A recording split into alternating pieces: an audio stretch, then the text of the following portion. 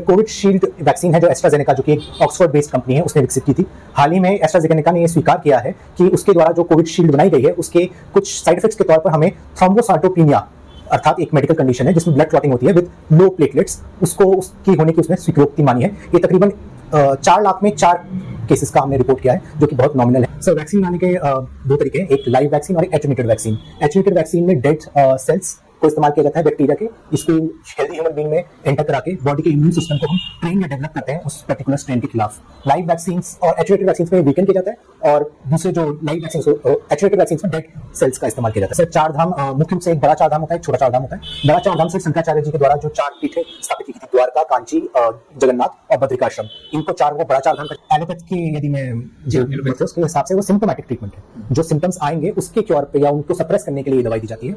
बाकी जो हीलिंग की प्रक्रिया है वो मुख्य रूप से शरीर द्वारा स्वतः की जाती है, जो शरीर की ऑर्गेनिक जो उसकी प्रक्रिया है वही इसमें मुख्य घटक होती है व्यक्ति को हील करने की। सर, पर्सनैलिटी किसी व्यक्ति का देखने का नजरिया, उसका जीवन जीने का तरीका, उसको हम व्यक्तित्व का हिस्सा मानेंगे। हमारे कपड़े भी व्यक्ति को प्रभावित करते हैं? जी सर, काफी हद तक किसी पर्सन की पर्सनैलिटी को दिखाने के लिए व्यक्तित्व में कपड़ों का बड़ा महत्वपूर्ण योगदान है। महात्मा गांधी कोई भी विशेष कपड़े नहीं पहनते थे, उनके कपड़े काफी प्रभावशाली थे। सर, महात्मा गांधी जी कुछ विशेष कपड़े तो नहीं पहनते थे, लेकिन उनके व्यक्तित्व की झलक उनके कपड़ों से बहुत हद तक दिखती है। उनकी जो वेशभूषा थी, जी सर, उनकी वेशभूषा यदि हालांकि अर्धनग्न थी, लेकिन उनका यह कहना था कि भारत के असंख्य लोग जिनके गरीब हैं, जिनके पास 2 वक्त का खाना नहीं है, पहनने के लिए कपड़े नहीं है, वह उनके प्रतिनिधि के रूप में अपने आप को देखते थे, तो ऐसे में वह जनता से अलग क्यों हो सकते थे। इसका एक बहुत बड़ा उदाहरण द्वितीय गोलमेज सम्मेलन के दौरान हमें देखने